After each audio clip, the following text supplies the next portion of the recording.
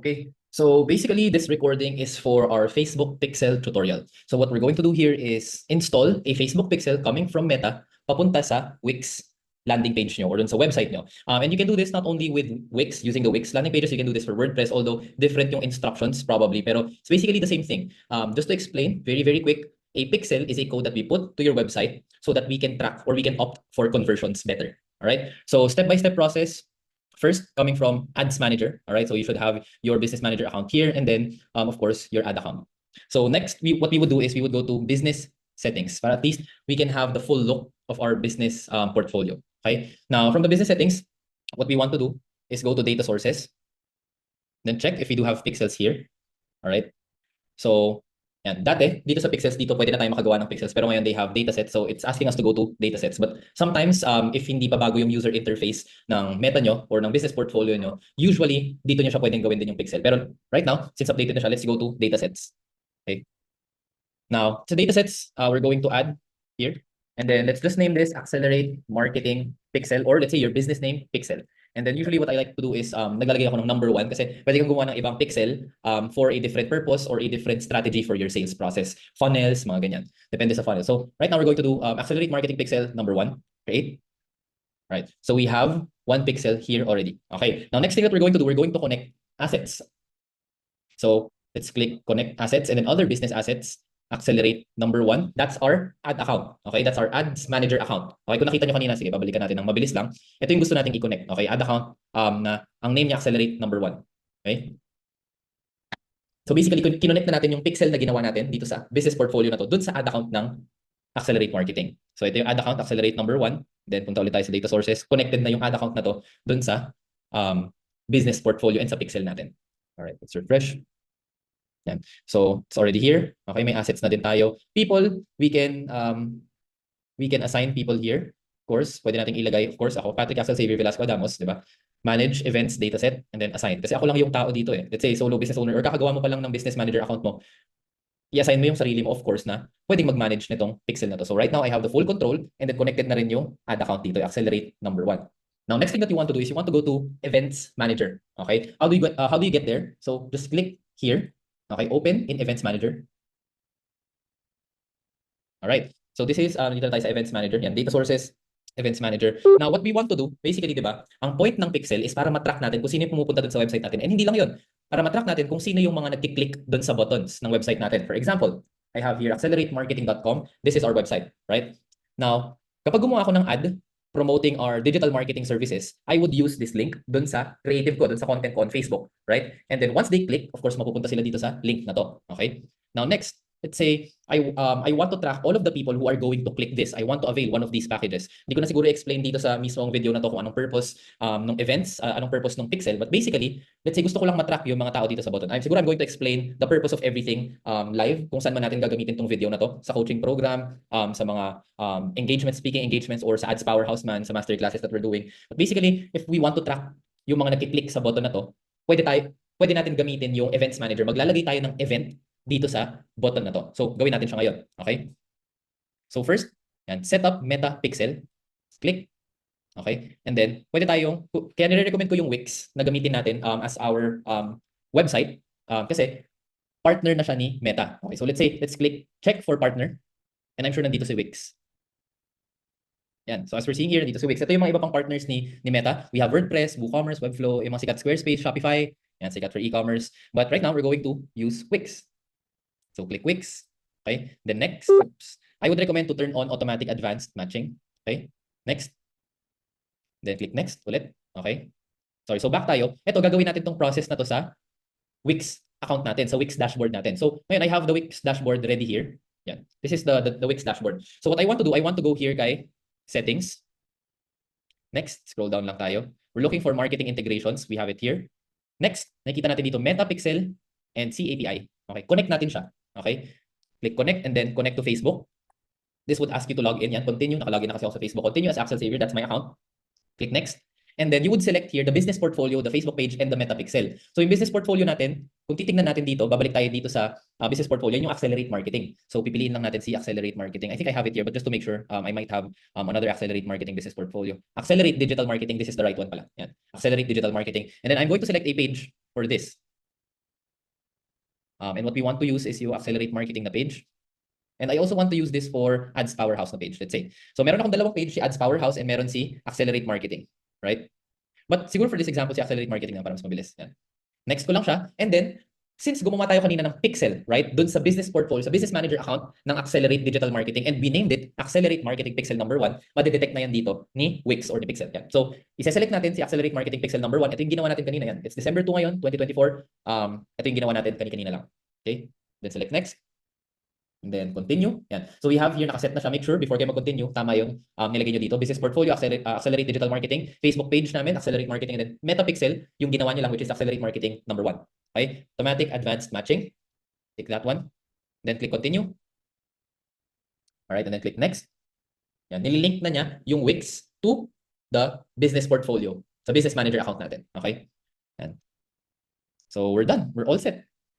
It's basically how we can do it through Wix. Okay, check natin. We can test the events later. Double check natin kung okay na siya. Yan. So we can go to, yan. So nakasulat dito, connection successful. You can now run ads on Facebook and Instagram, create an ad campaign and reach people who are interested in what you offer. Go to Facebook and Instagram ads. Sige. Yan. So once it's connected, you should be able to see, yan, yung confirmation dito, this green text that says connected. Okay. So let's go back here. All right. So let's refresh this kasi na-connect na siya through Wix. Okay? So once connected na siya, you can go here, test events. Okay? And then confirm your website's events are set up correctly. Pwede natin i-open yung website natin. For example, this is Accelerate Marketing's website. Open website. Yan. And then we should see. Yan.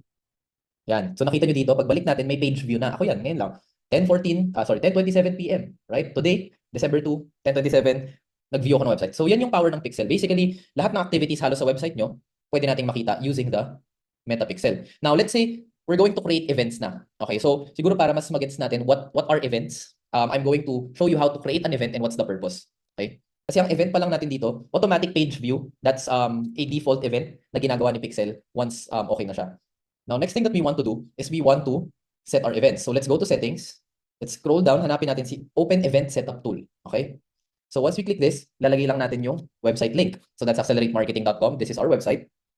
Open website. Then from here, yan, dapat may lalabas dito na Meta Event Setup Tool. Ito. Kung nakikita nyo itong kiniklik ko yan, dapat lalabas to.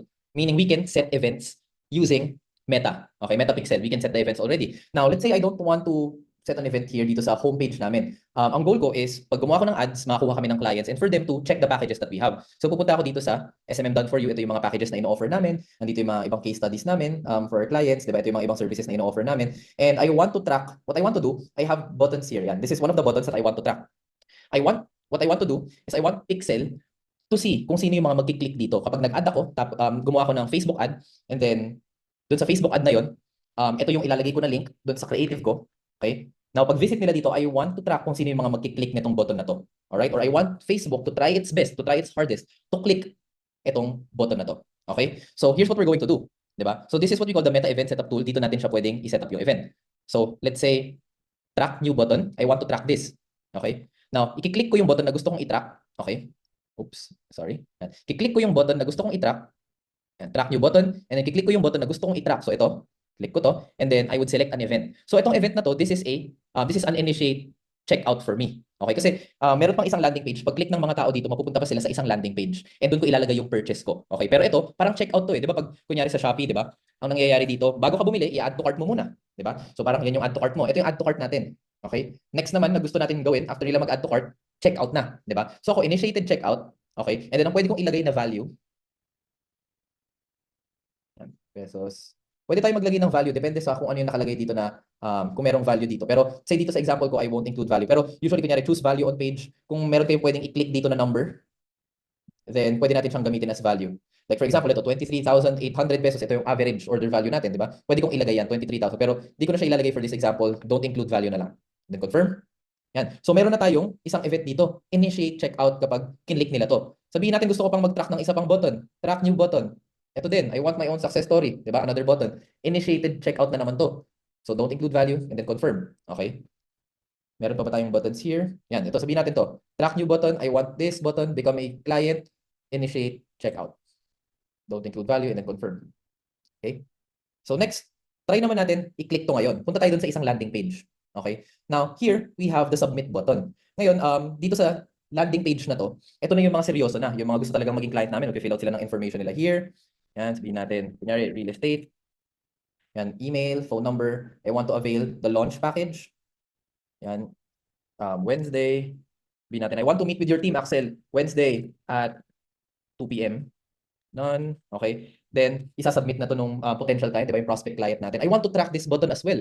Di ba? So, ito na yung parang sa Shopee, may add to cart and may checkout. Ito na yung parang checkout, di ba? On my end. Di naman ako nagko-collect ng payment dito sa website ko eh. So, basically, ito na yung parang last. Ito na yung dead end nila, di ba? Hanggang dito na lang sila. So, I want to track this button. Submit. Yan. Click ko lang siya. Select an event. And then, ang event na ilalagay ko dito, purchase. Okay? And then, don't include value. And then, confirm. So ngayon, yan, may kita nyo may confirm dito na parang maliit na icon. Okay? Green icon siya usually. Ibig sabihin may nakaset na event dito sa button na to. Kahit bumalik tayo dun sa SMM done for you, yan, may kita natin may green dito, checkout. Dito rin may green checkout dun sa isang nilagyan natin na button. Yan, green checkout. Sa baba din, meron din ditong green checkout. Yan. Tapos pag nag-click na tayo papunta dito, yan, meron na din dito yung ginawa natin, purchase icon, green purchase icon. So that's how you can set up events using the Metapixel. Okay? So next thing that we're going to do, since we're good, pwede na natin siyang i-finish setups. Pero pwede ka pang maglagay ng ibang events. Like for example, sabihin natin dito, 'di ba? I want to track a new button. Itong button na to, SMM done for you. I want to consider them as leads, right? Don't include value, confirm, right? Ano pa? Sabihin natin dito, I want to track leads din, 'di ba? So, this button, leads pa din to. Don't include value, confirm. Okay? Tignan pa natin kung saan tayo pwedeng maglagay. Yan, ito, learn about the team naman to. Wala akong kailangan na conversions dyan. So that's everything. All good. Now we're done. Di ba? Meron na tayong leads. Pagpunta nila dun sa mismong homepage. Pagpunta nila dito sa landing page, yung selling page natin, di ba? Nakapaglagay na rin tayo dito ng buttons. Okay? Ito yung mga initiated checkout natin kasi ito yung parang add to cart pa lang. And then pag-click nila, ito na yung checkout nila na page, di ba? So, nandito na yung purchase natin. So now that we're done, just click finish setup. Okay? Yan, i-review lang natin yung mga nilagay nating events, initiated checkout, 3. May isang purchase tayo, kasi isa lang talaga yung button na yun, and then leads natin dun sa homepage. Next, finish. Then, of course, mag-rate naman tayo kay Facebook, di ba? Submit. Done. We're good, di ba? Now, let's try to test the events. Check natin kung may kita tayo, di ba? Sige, pupunta ako ngayon dito sa website ni Accelerate Marketing. Okay? And then what I'm going to do, I'm going to click here, SMM done for you. So kung nakita natin ngayon, may page view ulit. Ako ulit to, di ba? Page view today at 10:37 p.m. Ngayon, 10:37 p.m. Kaka-view ko lang. Ngayon, pag kinlik ko tong button na to, SMM done for you, dapat may lalabas dito na lead. Okay? Lead. Kasi yun yung sinet natin kanina sa pixel na button, di ba? Yung event, lead. Okay, check natin. Balik tayo dito. Yan, lead. Okay? 10:37 p.m. Ako yan ngayon. Ngayon, pag kinlik natin to, click natin to, I want to avail one of these packages. Di ba? Initiate checkout, yung nilagay natin dito. So, dapat lalabas yung initiate checkout here. Where is that? Ayun. Initiate checkout 10:37, ako pa rin to, di ba? Ngayon, nag-fill out na tayo dito ng mga information natin. For example, I want to click submit, right? Testing lang. Okay, may mga kulang pa tayong information. Sige, lagay natin. Yan, okay, lagay tayo dito. Mga required fields. Today, none. Okay. Then, let's click submit. Oops, wala pa. 099 plus 63995355325. Okay, let's try that one. Submit. Thanks, we received your submission. Nakuha naman natin yung email ni client, na-track pa natin siya. May purchase pa tayong isa ngayon. Congrats, di ba? May bumili na dun sa website natin. Right? 10:38 p.m., that's still me. Di ba? So that's how you install the Facebook Pixel.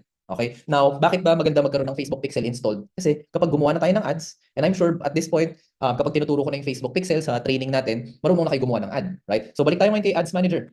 Right? Gagawa na tayo ng isang ad. Create an ad. Sabihin natin, sales ang goal natin. For conversion tayo, di ba? So, gamitin natin sige si Advantage Plus, shopping campaign. Okay? So, skip na natin yan. Dito na tayo sa conversion. Website, ang goal natin, maximize number of conversions. Gusto natin makaraming benta, di ba? Tatanungin kayo dito kung anong dataset. Ito yung ginawa natin kanina, di ba? Yung Accelerate Marketing Pixel, number 1. Select lang natin siya. And then, since naset na natin yung mga events niya, ang mga naset natin, automatic by default, meron na siyang page view. Meron na siyang lead, di ba? Ito yung sa lead natin, basically. Kapag nandito tayo sa homepage, kinlik nila to, it's considered as a lead, right? Meron din tayo ditong initiated checkout pag kinlik nila to. And then meron tayo ditong purchase. So meron tayong technically 3 or 4 kasama yung page view. Meron tayong 4 na pwedeng pagpilian na conversion events. Initiate checkout, purchase, and then leads. Pwede din leads. Pero kasi hindi naman tayo nag-opt-in for leads ngayon. Sales na talaga. So purchase ang ilalagay natin. Di ba? So kung ang goal natin, mapunta yung mga tao, mag-click sila dito sa submit, itatry ni Facebook yung best niya, papuntahin yung mga tao dito sa submit or sa purchase button mo. Okay? So kunyari, ito yung link ng creative natin, right? Ito yung link ng creative natin. Tapos may video tayo. Hi guys, so kami pala isang digital marketing agency. Gumagawa kami ng Facebook ads for you. Now, if you're interested to avail our packages, click the link below. Pag-click nila, mapupunta sila dito. Okay? And then pag na-compare na nila yung mga prices, yung mga packages that you have, yung prices and everything deliverables, they would click here and they would fill out here, then purchase here. So that's the purpose of the Facebook Pixel. Okay? Very powerful. And saan pa natin to pwedeng gamitin, guys? Okay? Ito yung maganda dito sa Facebook Pixel. Okay? Kasi for example, sige, ang goal natin is purchase, right? Sige, X muna natin to.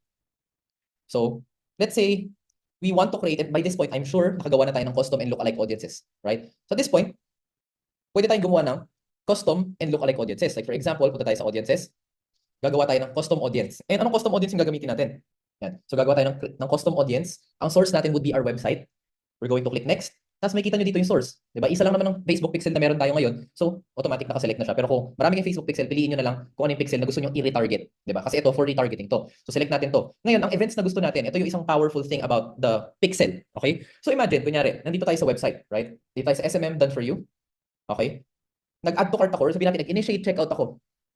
Pero for some reason, okay, na-fill outan ko to, itong mga to. Pero for some reason, hindi ako nag-submit. Kasi may mga external factors. Siguro naisip ko, wala pa ako masyadong budget ngayon. Siguro next week na lang. Or probably baka bukas na lang, di ba? Probably habang ginagawa ko to, nawalan ako ng internet, hindi ko na natuloy, hindi ko na na-submit. Or for example, may nag-doorbell na Shopee delivery, di ba? Or Lazada delivery. Tapos lumabas ako, nakalimutan ko na tong gawin, di ba? Ngayon, ang powerful thing about the pixel is that we can retarget the people who initiated the checkout. Diba? Yung mga nag-click dito, hindi man sila nag-click ng purchase dito, ang pwede natin gawin, i-retarget natin sila, remind natin sila, gagawa tayo ng mga reminder ads para sa kanila. So, paano natin siya gagawin? So, balik tayo dito sa custom audience na ginagawa natin. Events natin dito, ito, people na nag-initiate checkout for the past, sabihin natin, gawin na natin 60 days. Diba? So, for the past 60 days, lahat ng mga taong nag-initiate checkout, gagawa natin sila ng custom audience para magamit natin sila for retargeting, and ang gagamitin natin ads sa kanila is conversion. So, gagawin natin, sabihin natin, initiated checkout 60 days.